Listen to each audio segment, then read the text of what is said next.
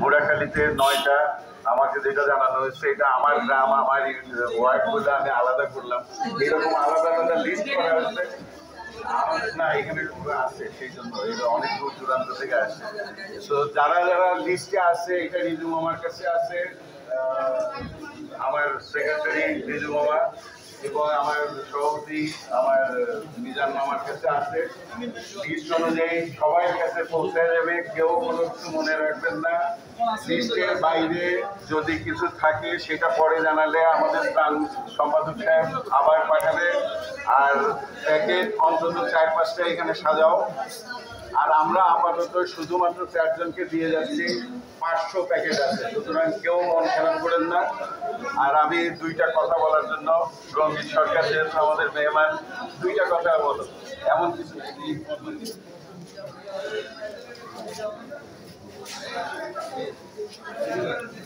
জগন্নাথপুর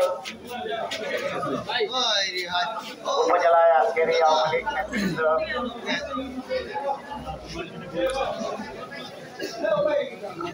আয়োজনে আজকের এই ত্রাণ সামগ্রিক বিতরণ অনুষ্ঠানে ইতিমধ্যেই আপনাদের সামনে উপস্থিত হয়েছেন আমাদের ছাত্রলীগের সোনালী অর্জন বীর চট্টলাল কৃতি সন্তান সাবেক ছাত্রনেতা বাংলাদেশ আওয়ামী লীগের প্রাণ সম্পাদক জননেতা আমিনুল ইসলাম বক্তব্য রেখেছেন। আপনাদের প্রিয় মানুষ, প্রিয় নেতা।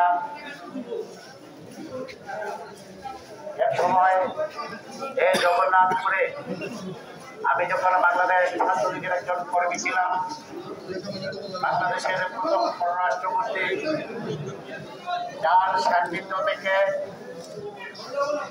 আমি নিজেকে তিলে তিলে গড়ে তুলেছিলাম, যার সান্নিধ্য পাওয়ার কারণে আমি আজকে এই পর্যায়ে আসতে পেরেছি। আমাদের সেই বাংলাদেশের প্রথম পররাষ্ট্রমন্ত্রী আলহাজ আব্দুল সামাদ আজাদের সাথে আমি অসংখ্যবার এই জগন্নাথপুরে আমি আপনাদের সামনে এসেছি। এখানে সবাই কিন্তু আমার পরিচিত, সবাই সাথে আমি দীর্ঘ আন্দোলন সংগ্রাম করেছি। আমি আপনাদের নতুন মানুষ নয়। আজকের এই অনুষ্ঠানে আওয়ামী লীগের নেতৃবৃন্দ উপস্থিত আছেন। আমার সাথে একটু আগে দেখা হয়েছে আমাদের বর্ষিয়ান জননেতা আমাদের সিদ্দিক ভাইয়ের সাথে, আমাদের আওয়ামী লীগের সভাপতি সাধারণ সম্পাদক থেকে শুরু করে এখানে সমস্ত নেতৃবৃন্দ উপস্থিত আছেন। আপনাদের সবাইকে সংগ্রামী শুভেচ্ছা, অভিনন্দন। আসলে এখানে বক্তব্য রাখার বিষয় নয়। আমরা যারা মানুষের কল্যাণে কাজ করার চেষ্টা করি, বাংলাদেশ আওয়ামী লীগ সবসময় সাধারণ মানুষের পক্ষে কথা বলে। মানুষের যখনই দুর্যোগ সময় আসে, আমরা আওয়ামী লীগের পক্ষ থেকে চেষ্টা করি মানুষের পাশে থেকে মানুষের কাছে সেই দুঃখ কষ্ট লাঘব করা যায়, সেই কারণে মানুষের পাশে থাকার চেষ্টা করি। সেই ধারাবাহিকতায় আজকে প্রধানমন্ত্রী জননেত্রী শেখ হাসিনার নির্দেশে আজকে কেন্দ্রীয় আওয়ামী লীগ থেকে ত্রাণের সামগ্রীগুলো নিয়ে এসেছেন। আমরা প্রত্যেকটি জায়গায়, শুধু জগন্নাথপুর নয়, আমার নির্বাচন এলাকা সাহিবপুর, জামালগঞ্জ, ধর্মপ্রসাদ সহ আমরা যেখানে দুর্যোগ নেমে আসে আমরা সেখানে আওয়ামী লীগের নেতৃত্বে আমরা চেষ্টা করি মানুষের পাশে দাঁড়ানোর। আজকেও সেই জন্যই আপনাদের কাছে এসেছে। আজকে আমরা চাই আমাদের যারা জনপ্রতিনিধি রয়েছেন, আমাদের নেতৃবৃন্দ যেন প্রত্যেকটি জায়গায় এই অসহায় মানুষগুলোর পাশে আপনারা দাঁড়াবেন, সেই প্রত্যাশা রাখি। বক্তব্য রাখবো না। আমি আপনাদের সামনে অতীতে আমি অসংখ্যবার আপনাদের সামনে বক্তব্য রেখেছি। আমি আপনাদের সবাইকে সংগ্রামী শুভেচ্ছা। আমার নির্বাচনের সময় আপনারা অনেকেই বিভিন্নভাবে আমাকে সহযোগিতা করেছেন, অনেকেই দোয়া করেছেন মন থেকে, সেই জন্যই আমি নির্বাচিত হয়েছি। আপনাদের দোয়া চাই, আশীর্বাদ চাই। আপনাদের দোয়া এবং আশীর্বাদ থাকলে আমি অবশ্যই ভবিষ্যতে যে সকল কথা দিয়ে মানুষের কাছে ভোট আদায় করেছি, আমি তাদের সেই প্রত্যাশা পূরণ করে আমি আপনাদের সম্মান বৃদ্ধি করব। আপনারা সবাই ভালো থাকবেন, সুস্থ থাকবেন। জয় বাংলা, জয় বঙ্গবন্ধু।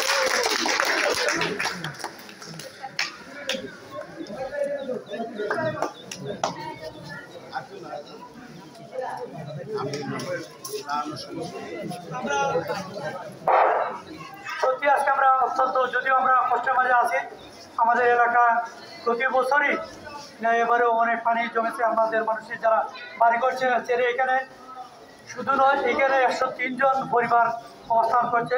অনেকটা আশ্রয় কেন্দ্র আছে, সব জায়গাতে আমার নেতৃত্ব নেওয়া সম্ভব নয়। আমরা দলীয়ভাবে অন্তত আমরা খুশি হয়েছি, আমাদের কেন্দ্রীয় নেতা আমাদের মধ্যে আমিন সাহেব এসেছেন। আমিন ইসলাম আমিন ভাই ছাত্র জীবনে আমাদের এখানে মনে হয় এসেছিলেন, আব্দুল সামাদ আজাদের সাথে আমাদের মনে হয়। আমরা উনি তো বক্তব্য রাখবেন, তার আগে রঞ্জিত ভাই বক্তব্য দিয়েছেন। উনি যে এই দুর্দিনে নিজের এলাকা যে জগন্নাথপুরে এসেছেন, ওনাকে জগন্নাথপুরের মানুষের পক্ষ থেকে আমরা আসলে ধন্যবাদ জানাই। রঞ্জিত ভাই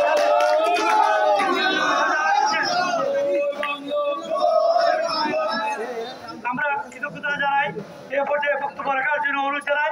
আজকের প্রধান অতিথি গণমানুষের নেতা, সাবেক ছাত্র নেতা যারা নুরুল ইসলাম ভাইকে বক্তব্য, আমিনুল ইসলাম ভাইকে বক্তব্য দেওয়ার জন্য সবিনয় অনুরোধ জানাচ্ছি।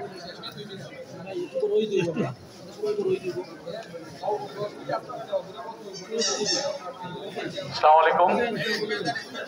সম্মানিত জগন্নাথ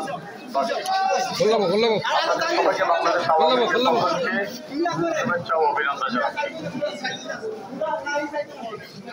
আমরা সকলে জানি, সাম্প্রতিক সময়ে পাহাড়ি ঢল এবং বৃষ্টির কারণে গ্রেটার সিলেটের অনেকগুলো উপজেলা জেলা বন্যায় প্লাবিত হয়েছে এবং সারা বাংলাদেশে যেখানে যেখানে বন্যা অথবা নানা দুর্যোগ, সেখানে আওয়ামী লীগের কেন্দ্রটি ছুটে যাচ্ছে। তারই ধারাবাহিকতায় আমরা এখানে বাংলাদেশের মাননীয় প্রধানমন্ত্রী আমাদের নেত্রী বঙ্গবন্ধু কন্যার নির্দেশে এখানে ছুটে এসেছি। আজকে এখানে আমাদের মাঝে উপস্থিত আছেন একদিন বা এক সময় যার নামে শুধু জগন্নাথ উপজেলা নয়, পুরা সিলেট পরিচিত ছিল, যার সৌভাগ্য হয়েছিল এর সাথে জাতির পিতার সাথে কাজ করার এবং পরবর্তীতে জাতির পিতার সুযোগ্য কন্যা শেখ হাসিনার সাথে কাজ করার। সেই মরহুম আব্দুল সামাদ আজাদের স্মৃতি বিজড়িত জগন্নাথপুর উপজেলার আজকের এই তারই নামাঙ্কিত অডিটোরিয়ামের সামনে অনুষ্ঠিত এই ত্রাণ বিতরণ অনুষ্ঠানের সংগ্রামী সভাপতি আমাদের মাঝে উপস্থিত আছেন তারই সুযোগ্য কন্যা, আওয়ামী লীগের কেন্দ্রীয় সুযোগ্য পুত্র, আওয়ামী লীগের কেন্দ্রীয় নেতা জনাব আজিজুজ্জামান ডন। এখানে আছেন জনাব আব্দুল সামাদ আজাদের আরেক পরম প্রিয় স্নেহধন্য রাজনৈতিক কর্মী, যিনি ইতিমধ্যেই তার রাজনৈতিক মেধা এবং প্রজ্ঞার স্বাক্ষর রেখে পার্শ্ববর্তী তাহিরপুর উপজেলা থেকে বিপুল ভোটে গত 7 তারিখের নির্বাচনে সংসদ সদস্য নির্বাচিত হয়েছেন। ছাত্র জীবনে যে নিজের জীবনকে বারবার ঝুঁকির মুখে ফেলেও সাম্প্রদায়িক স্বৈরাচার বিরোধী আন্দোলনে ছাত্রলীগের পতাকাকে সমুন্নত রেখেছিলেন আমার প্রিয় ভাজন রঞ্জিত সরকার। এখানে আমার সাথে আওয়ামী লীগের একটি কেন্দ্রীয় উপকমিটির টিম এসছেন, যাদের মধ্যে একজনকে আপনারা অনেকে চিনেন, বিখ্যাত অভিনেত্রী রোকেয়া প্রাচী, উনি আমাদের আওয়ামী লীগের কেন্দ্রীয় উপকমিটির সদস্য। আমার সাথে আছেন এখানে খালিদ হাসান বিপু, রফিকুল ইসলাম রেদা, সাইফুল ইসলাম সাইদ, অমিয় চক্রবর্তী, রাকিব হোসেন সহ অনেকে। এবং এখানে জগন্নাথপুর উপজেলার আওয়ামী লীগের সিনিয়র নেতৃবৃন্দ আছে, আওয়ামী লীগের ছাত্রলীগ, যুবলীগ, স্বেচ্ছাসেবক লীগ, আওয়ামী পরিবারের বিভিন্ন স্তরের নেতাকর্মী আছেন। আপনাদের সকলকে শুভেচ্ছা। আসলে খুব কথা বেশি বলতে চাই না, নর্মালি আওয়ামী লীগ কিন্তু কথার চেয়ে কাজ বেশি করি।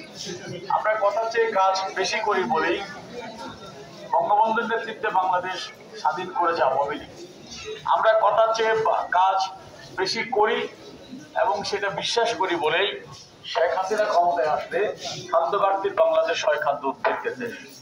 আমরা কথাই নয় কাজে বিশ্বাসী বলেই শেখ হাসিনার নেতৃত্বে এক সময়, এই যে একটু আগে আমি যখন আসছিলাম তখন ডন ভাই তার বাবা স্মৃতিচারণ করছিলেন, আজ থেকে 30 বছর আগে তিনি বলছিলেন যে আমরা এক সময় এখানে 50 বছর আগে বিদ্যুৎ আনবো সুনামগঞ্জ থেকে।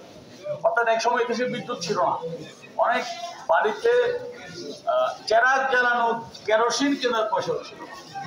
সেই বাংলাদেশটাকে আজকে বিদ্যুতের আলোয় ঝলমলে করে তুলেছেন বঙ্গবন্ধু কন্যা শেখ হাসিনা। কারণ আমরা